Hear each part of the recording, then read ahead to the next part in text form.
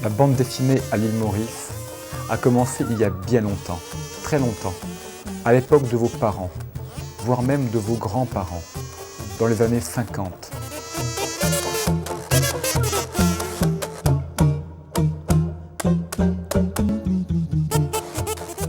L'île Maurice n'était pas encore indépendante. Elle était encore sous domination britannique. Un monsieur, qui s'appelait Roger Mervin, a décidé de créer un journal. Le nom du journal était Action. Il a voulu dedans parler de l'actualité de Maurice. Mais, comme il était également dessinateur, et qu'il aimait bien également dessiner les choses de la vie, il a créé en même temps, dans les pages du journal, une bande dessinée, qui s'appelait Pierre qui roule, reporter détective. Ça n'a l'air de rien, mais ce Pierre qui roule, reporter détective, né en 1959, il y a donc très longtemps, est le premier personnage de la bande dessinée mauricienne. Le petit comics mauricien était né à ce moment-là. Par la suite, dans le même journal Action, Roger Mervin va dessiner des dessins, des petites caricatures, où il va mettre en scène des personnages de la vie réelle. Et peu à peu, progressivement, son journal sera lu à la fois par les adultes, mais également par des adolescents qui avaient envie de rire et de regarder des dessins. Mais la première bande dessinée, le premier album de bande dessinée qui est né à l'île Maurice, c'est en 1976. Un monsieur qui s'appelait Rafik Gulbul. Il était dessinateur. Il a décidé d'adapter en bande dessinée un roman très célèbre d'un écrivain anglais qui s'appelait George Orwell. Le livre s'appelle La ferme des animaux, en anglais Animal Farm. Et lui a décidé de l'adapter sous forme de bande dessinée sous le titre République animaux, uniquement en langue créole.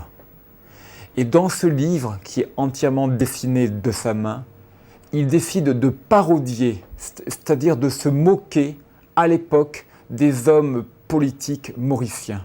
Il les dessine sous les traits d'animaux, le cheval, la chèvre, le cochon et autres. Et chaque homme politique peut se reconnaître sous la forme d'un animal. C'est le début d'un véritable courant en matière de bande dessinée à l'île Maurice. Et en fait, Rafik Gulbul est un précurseur dans le monde de l'art mauricien, car durant près de 10 ans, on n'aura plus d'autres bandes dessinées, on n'aura plus d'autres albums, on n'aura plus d'autres livres de bandes dessinées. Durant 10 ans, il y a un trou, jusqu'en 1986, où apparaît la première bande dessinée en couleur.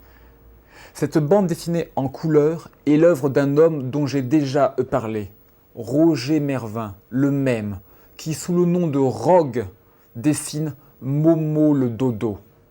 Cette espèce de bande dessinée d'album qui a été imprimée chez Préfigraphe devient la première BD en couleur et surtout, il décide, l'auteur, de parodier la Genèse qu'on voit dans la Bible, de s'amuser avec un récit biblique, mais comme si à la place des hommes, on avait des dodos. Les dodos deviennent des héros de cette bande dessinée, les héros de l'histoire. Et pour lui, il réinvente le monde en partant de l'île Maurice et en mettant en scène les dodos. On appelle ce livre Momo le dodo. Roger Mervin, qui va malheureusement nous quitter, qui va malheureusement partir en 1995, à l'époque où vous les enfants, vous n'étiez pas encore nés, Roger Mervin va faire un second album de bande dessinée qui va s'intituler Vent mauvais et autres perturbations cosmiques. Il ne s'agit pas d'une bande dessinée au sens propre. Il n'y a pas réellement de cases qui se suivent l'une après l'autre. Non, chaque page a un dessin qui se veut comique. Vous pouvez le voir avec ces images-là. Et ce livre va sortir juste après le décès, la disparition de Roger Mervin, qui sera vraiment le précurseur en matière d'art graphique dans le pays.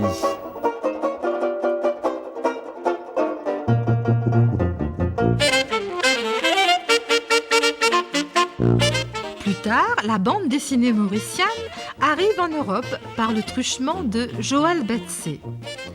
Cette jeune femme, qui a remporté le premier prix du concours Calao, publie en 1992 quelques planches intitulées Au secours dans un recueil collectif. Ces événements marquent les débuts de la bande dessinée mauricienne dans l'édition européenne. C'est une de mes tantes qui m'avait dit qu'il y avait un concours dans les journaux. Et bon, il me restait à peine 2 jours avant la date limite pour réaliser quelque chose. Donc c'était l'occasion pour moi qui avait toujours rêvé de faire la bande dessinée et qui dessinait déjà depuis toute petite, de présenter 2 planches. Et j'imaginais pas une seconde quelle serait l'issue de ces 2 planches faites avec le plus grand sérieux et le plus rapidement possible. Donc, suite à ça, j'ai appris que j'avais gagné le premier prix. J'ai été invitée à Paris et au festival d'Angoulême, où là, ça a été pour moi la découverte d'un monde extraordinaire.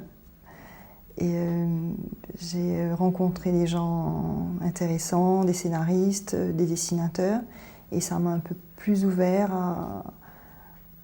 à ce monde de graphisme, de création que j'avais toujours rêvé d'intégrer. Du fil en aiguille, j'ai eu une bourse qui m'a permis aussi d'approfondir mes connaissances, de toucher aussi au logiciel, parce que pour moi ça c'était tout nouveau, moi qui dessinais toujours au crayon. Là je suis passée rapidement aux outils informatiques, à la tablette graphique, qui permet aussi une variété de possibilités et un gain de temps précieux.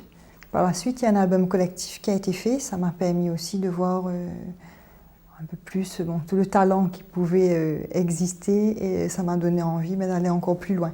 Étant passionnée d'illustration, de bande dessinée, il était impensable pour moi de travailler dans un autre domaine que dans le domaine créatif. Donc aujourd'hui, je travaille dans une agence de publicité où j'ai la chance de côtoyer des créatifs extrêmement talentueux. Donc c'est un échange et où j'apprends chaque jour avec eux, et où je peux aussi apporter mon petit grain de sel à certaines créations. Donc c'est vrai que c'est quand même assez enrichissant. Aujourd'hui, je ne fais pas de bande dessinée, mais je crée énormément d'illustrations. J'ai différents styles, mais je n'ai pas abandonné l'idée de créer un jour ma bande dessinée. En même temps que Joël Betsé, un autre Mauricien commence à pointer le bout de son nez en Europe. Il s'appelle Éric Koussinline. C'est le premier de nos compatriotes à être formé à la fameuse école de BD d'Angoulême. Lui aussi participe à un recueil collectif et publie dans différents journaux en France. Il rentre au pays, travaille dans la presse et publie de nombreuses BD, notamment dans le journal Expresso. À partir de 1999, l'Alliance française de l'île Maurice apporte sa pierre à l'édifice en créant le Mois de la BD. Pour ce faire, chaque année, des dessinateurs européens de haut niveau viennent donner des cours et former les jeunes aux techniques de la bande dessinée en matière de dessin et de scénario. C'est ainsi que peu à peu va se créer un groupe de jeunes talents où va émerger la nouvelle génération de BDistes mauriciens. Ces jeunes vont se réunir et créer la revue Ticomix qui sera dirigée par Thierry Permal. Donc l'aventure Ticomix a débuté grâce à Jean-Philippe Stassen, parce qu'il nous avait conseillé de lancer une revue mauricienne, car ici il n'y avait rien à l'époque. Et donc c'est comme ça qu'on s'est regroupés, on était à 10. Donc, et on avait envie de faire quelque chose. Et avec le soutien de l'Alliance française et du Centre Charles Baudelaire, T-Comics a vu le jour en décembre 2002. Le premier numéro est sorti. On est sorti à 3 numéros et le numéro 2 est sorti en 2003 et le numéro 3 il est sorti en 2004. Donc on voulait aller sur une fréquence trimestrielle, mais c'était pas possible parce que déjà l'impression coûte cher. Et après, bon, les dessinateurs, on n'était pas encore très mûrs pour produire des bandes dessinées à une fréquence trimestrielle. Donc après, bon, on assurait nous-mêmes la distribution. On allait chaque samedi dans les centres commerciaux pour faire des ventes dédicaces. Et voilà, donc on a débuté comme ça. Et belle aventure. Pour que la BD se développe à l'île Maurice, je pense qu'il y a un gros travail, je veux dire, à faire déjà dans les mœurs. C'est un problème, je veux dire, général. Il faut que les gens s'intéressent plus à la lecture. Et après, je pense qu'il faut que les gens qui détiennent le monopole partagent un peu. Parce que nous, le problème que nous avons eu à faire face est un problème de monopolisation des points de vente. Donc, bien souvent, quand on va vers des hôtels, quand on va vers un marché, je veux dire, à l'aéroport ou des trucs comme ça, on nous demande des pourcentages, je veux dire, très élevés, voire 100% du prix de vente. Donc, si un livre est à 100 roupies, on est obligé de le vendre à 200 roupies et de refiler 100 roupies au distributeur en question. Et ça pénalise l'expansion de la bande dessinée à Maurice. En même temps que le mois de la BD, l'Alliance française initie le festival Il en Bulle qui connaîtra 3 éditions en 2003, 2005 et 2007. Ce festival est bien évidemment une occasion de rencontre et d'échange pour les BDistes de la région et ceux venus d'Europe.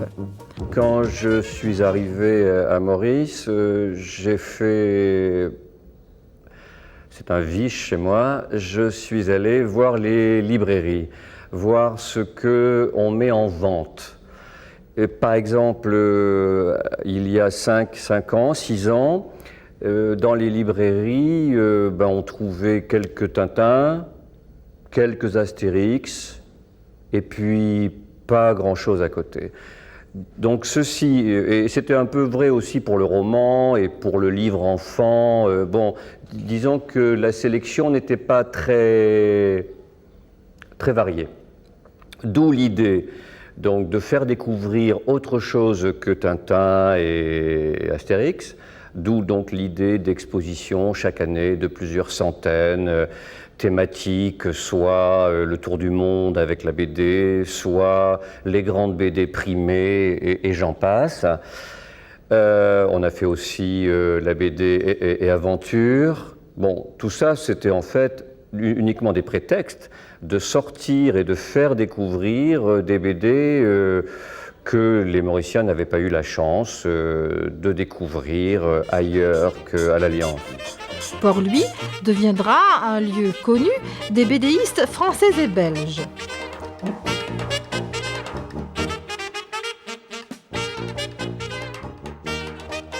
Au même moment, Éric Koussinline, revenu au pays, publie 2 albums de bande dessinée, Vive la patrie et Nous les Mauriciens. Dans ces 2 albums, il se moque avec beaucoup d'ironie, beaucoup d'humour et beaucoup de tendresse de la société mauricienne.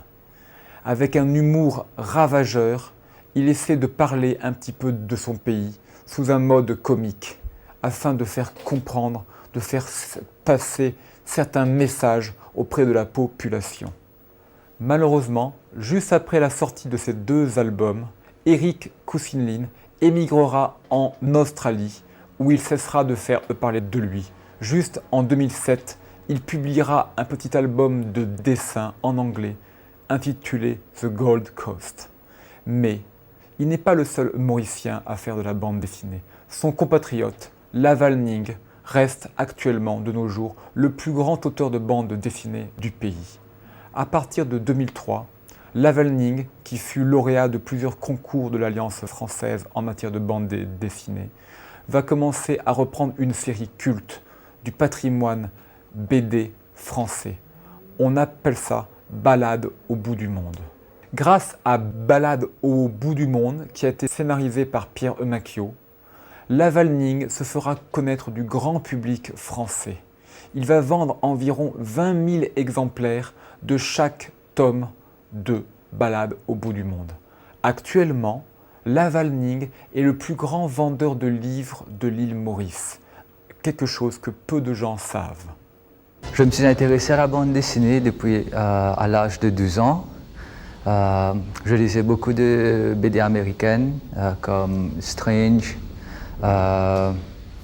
Marvel et Titan, où il y avait des héros comme Spider-Man, Iron Man et X-Men. Et à force je pense, de lire un peu toutes ces aventures-là, ça m'a poussé à vouloir créer mes propres histoires et créer mes propres personnages. Et c'est comme ça que je me suis intéressé sur le côté créatif de la BD.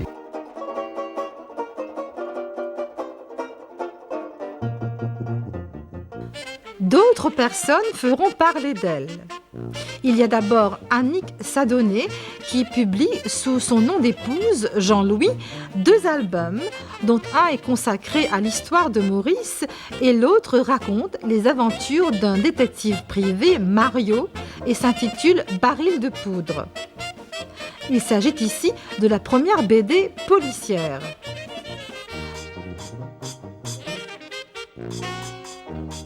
En 2000, Joseph Claude Jacques publie Heureux dodo, qui est l'histoire du premier dodo à être envoyé en Europe au XVIIe siècle quand les Néerlandais ont découvert Maurice. Cet album est le premier album du style manga, c'est-à-dire qu'il n'y a pas de bulle, juste un petit texte qui accompagne les images.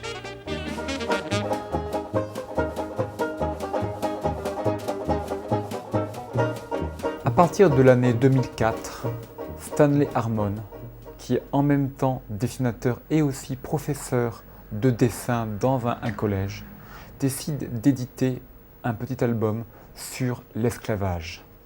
Il publie cet album-là, Histoire ze Ekmelia, l'époque esclavage, Maurice 1834, où il raconte l'histoire de 2 jeunes enfants qui, le jour de la liberté, découvrent le port des chaussures. Ce très bel album est entièrement en langue créole. Stanley Harmon, par ce livre, rentre dans le monde fermé des dessinateurs de bandes dessinées de l'île Maurice. Il va récidiver quelques années après en adaptant une parabole de l'Évangile selon saint Luc, le fils prodigue. En 2007, Titane Laurent, dessinatrice belge venant d'Australie et installée à Maurice, sort un livre où elle adapte en format BD différents versets de la Bible. Le livre s'intitule God Stuff. C'est un grand succès à Maurice. Elle sortira une version française une année plus tard, intitulée Dieu qui l'a dit. Alors la question que je me suis posée, c'était bien de faire de la bande dessinée, mais il fallait que je trouve un personnage qui me correspond et qui revienne partout dans chaque bande dessinée. Parce que mon professeur m'avait dit à l'époque qu'il fallait une systématique. Donc je me disais, mais je vais faire attention, comment les autres, comme Tintin, Yoko Tsuno, tous ces gens-là qui étaient fameux, qu'est-ce qu'ils ont fait? Et alors j'ai cherché chez les grands BDistes et j'ai retiré des éléments que j'ai mis ensemble pour créer ma propre bande dessinée. Donc par exemple, cette petite fille, si je peux vous dire, j'ai pris la couleur de ses cheveux de Boulet Bill, le nez, ça vient de Gaston, la bouche, ça vient de Calvin and Hobbes, leur côté humoristique, naturel mais honnête, ça vient de Tintin. Toutes ces histoires sont tellement honnêtes quelque part, c'est cette qualité d'esprit que j'ai repris dans ma bande dessinée. Et en prenant, si vous voulez, en chipant toutes ces choses que j'aimais bien chez ces artistes extraordinaires, j'ai créé le personnage de God Stuff qui devient après Dieu qui l'a dit. Ces deux albums, Le Fils prodigue de Stanley Harmon et God Stuff ou Dieu qui l'a dit de Titane Laurent, sont actuellement les deux seuls livres religieux pour les enfants sous forme de bande dessinée à Maurice.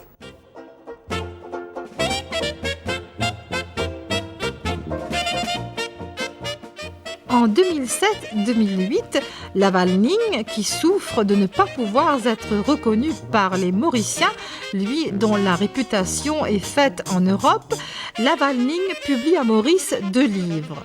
L'un s'intitule « Tous contre le chikungunya », l'autre s'appelle « Les petits détectives » et s'adresse toujours aux enfants. Ce livre fait découvrir toute la richesse du patrimoine architectural de Port-Louis. Un enfant a perdu ses parents et ses petits amis mauriciens décident de l'aider à le retrouver. Ce livre est le prétexte d'une promenade à Port-Louis à travers tous les beaux monuments de la capitale. On peut dire enfin que grâce à ces 2 BD, Tous contre le chikungunya et Les petits détectives, le travail de Lavalning est enfin visible aux lecteurs mauriciens et accessible à un prix très faible. Il n'y a pas beaucoup d'éditeurs privés qui ont comme ambition d'éditer de la bande dessinée. Souvent, les albums qui sortent sont l'œuvre d'auto-édition. Ou bien, ce sont quelquefois des partenaires privés, des financiers qui décident de donner de l'argent à un auteur pour qu'il puisse sortir un livre. Il n'y a pas beaucoup d'éditeurs qui décident eux-mêmes d'éditer, de publier un livre.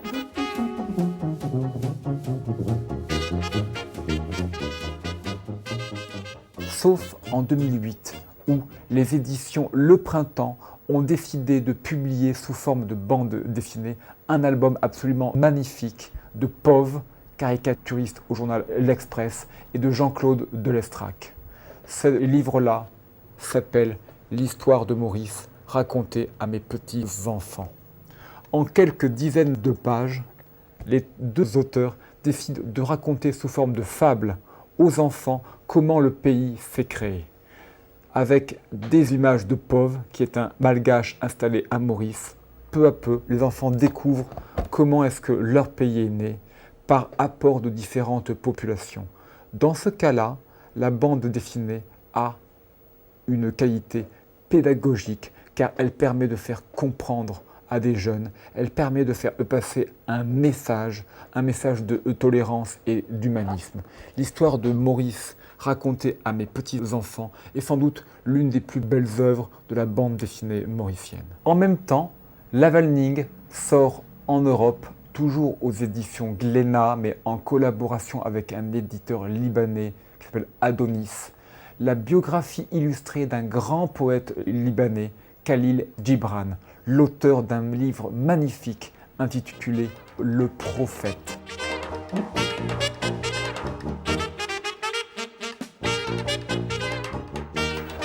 En 2007 et 2008, 2 jeunes BDistes talentueux, Evan Sohn, revenu de Londres l'année précédente, et Thierry Permal, décident de lancer un atelier d'initiation et de perfectionnement à l'illustration et à la bande dessinée. Cet atelier a lieu tous les samedis à l'Alliance française et compte environ une 20aine de participants. De fait, on peut y voir un espoir pour la future bande dessinée mauricienne de rebondir et d'apporter de nouveaux talents au pays. Je suis Mouna Barnam d'Akra. En fait, quand j'ai appris que l'Alliance française proposait cet atelier d'illustration et de bande dessinée, je me suis dit que c'était une occasion en fait de découvrir ce que c'était. Je suis déjà, je dirais, artiste amateur, je peins, je fais des tableaux, je fais des peintures. Mais là, je me suis dit c'est quelque chose de différent et ce serait intéressant de savoir comment ça fonctionne, de comprendre la technique. Et bon, j'ai sauté sur l'occasion, je me suis inscrite, c'était aussi bien sûr par curiosité, mais je me suis aussi dit que c'est l'occasion de rencontrer des gens de divers horizons, car c'était ouvert à tout le monde, donc des adolescents, des adultes. Je me suis dit que ça, ce serait très intéressant. Et en même temps, ce qui m'a intéressée, c'était l'atelier est arrivé à un moment où moi, je cherchais, j'avais besoin de trouver quelque chose au niveau de l'art qui me manquait. Et en même temps, je me suis souvenue d'un des festivals de bande dessinée où j'avais vu Thierry qui dessinait d'un coup de crayon, en fait, on dirait plus d'un coup de plume. Il faisait un dessin et j'étais assez impressionnée par ça. Donc, suite aux articles que j'ai vus dans les journaux sur les ateliers d'illustration et bande dessinée qui allaient avoir lieu à l'Alliance française, je suis venue voir si c'était à des jours où j'étais libre. Donc, comme c'était les samedis, je me suis dit c'est une occasion pour moi de venir voir ce qui se passe chez les autres, donc venir faire un grand partage, et ça a été le cas. Voici, cela fait maintenant 50 ans que la bande dessinée mauricienne existe. 50 années de talent, de production et également de tentatives isolées ou collectives de faire émerger un 9e art, tel le nom que l'on donne, dans ce pays. Dans ce petit pays, on a pu voir tout de même qu'avec beaucoup de volonté, beaucoup d'envie, beaucoup de talent et de générosité, on pouvait exister quand on a un cerveau capable de réfléchir, mais aussi un talent graphique à mettre à la disposition des lecteurs et des jeunes. Car la bande dessinée n'est pas uniquement pour les enfants, elle n'est pas uniquement pour les jeunes, elle a aussi un objectif pédagogique qui permet de croire en son avenir. Car on en est sûr, peu à peu à l'école, vous allez, vous les enfants, apprendre grâce à la bande dessinée, apprendre à lire, à comprendre et à vous construire grâce à cet art merveilleux.